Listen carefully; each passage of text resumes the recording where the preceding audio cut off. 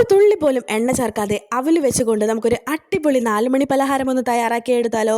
അടിപൊളി ടേസ്റ്റുമാണ്, അതുപോലെ തന്നെ ഹൈ റിച്ച് പ്രോട്ടീൻ കണ്ടന്റ് അടങ്ങിയിട്ടുള്ളൊരു കിട്ടു സ്നാക്ക് തന്നെയാണ് കേട്ടോ ഇത്. എങ്ങനെ തയ്യാറാക്കാമെന്ന് ഒന്ന് കണ്ടാലോ. അതിനായിട്ടൊരു പാൻ അടുപ്പത്ത് വെച്ചിട്ടുണ്ട്. അതിലേക്ക് 1 ടീസ്പൂൺ ബട്ടർ ഒഴിച്ച് കൊടുത്തിട്ടുണ്ട്.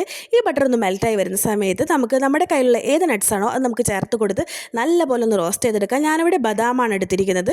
ഇനി നിങ്ങളുടെ കയ്യിൽ ബദാം ഇല്ലെങ്കിൽ കുഴപ്പമില്ല, കപ്പലണ്ടി ആയാലും മതി. ഏത് നട്ട്സ് വേണമെങ്കിലും നമുക്കിതിലേക്ക് ചേർത്ത് കൊടുക്കാവുന്നതാണ്.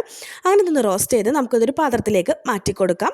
അപ്പോൾ ഇതൊന്ന് ചൂടാറാൻ വേണ്ടി വെക്കേണ്ടതായിട്ടുണ്ട്. ചൂടാറി നമുക്കൊന്ന് മിക്സിയുടെ ജാറിൽ പൊടിക്കണം. അപ്പോൾ ഇത് ചൂടാറുന്ന സമയം കൊണ്ട് നമുക്ക് അവലൊന്ന് റോസ്റ്റ് ചെയ്തെടുക്കാം. അതിനായിട്ട് 1 കപ്പ് അവൽ ഞാൻ എടുത്തിട്ടുണ്ട്. ഇത് നല്ലപോലെ ഒന്ന് റോസ്റ്റ് ചെയ്ത് കൊടുക്കുന്നുണ്ട്.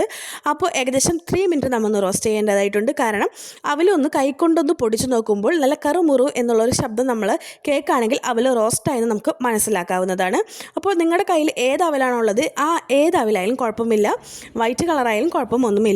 അങ്ങനെ നല്ലപോലെ ഒന്ന് റോസ്റ്റ് ചെയ്തെടുത്തിട്ടുണ്ട്. ഇനി ഇതിലേക്ക് ചേർത്ത് കൊടുക്കുന്നത് നാളികേരമാണ്. നാളികേരം അവലെടുത്ത അളവിൻ്റെ പകുതി അളവിൽ നാളികേരം ചേർത്ത് കൊടുത്തിട്ടുണ്ട്. ഞാനിവിടെ ഒരു 1/2 കപ്പ് നാളികേരം ചേർത്ത് കൊടുത്തിട്ടുണ്ട്.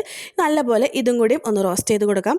അപ്പോൾ നാളികേരം റോസ്റ്റ് ചെയ്യുമ്പോൾ നാളികേരത്തിൻ്റെ വെള്ളം ഒന്ന് വലിയുന്ന രീതിയിൽ മാത്രം ഒന്ന് റോസ്റ്റ് ചെയ്താൽ മതി. ഒത്തിരി ഒന്ന് റോസ്റ്റാക്കി പോകേണ്ട ആവശ്യമില്ല.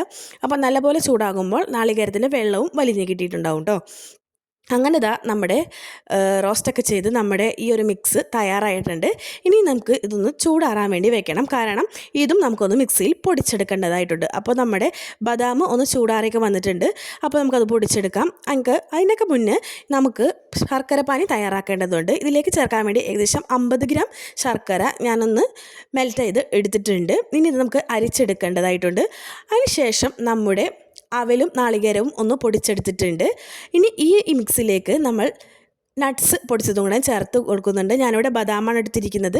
അതും പൊടിച്ച് ചേർത്ത് കൊടുത്ത് ഇനി ഞാൻ ശർക്കരയും ഉരുക്കിയ ആ ഒരു വെള്ളവും ചേർത്ത് കൊടുത്ത് നല്ലപോലെ ഒന്ന് മിക്സ് ചെയ്തെടുക്കുന്നുണ്ട്.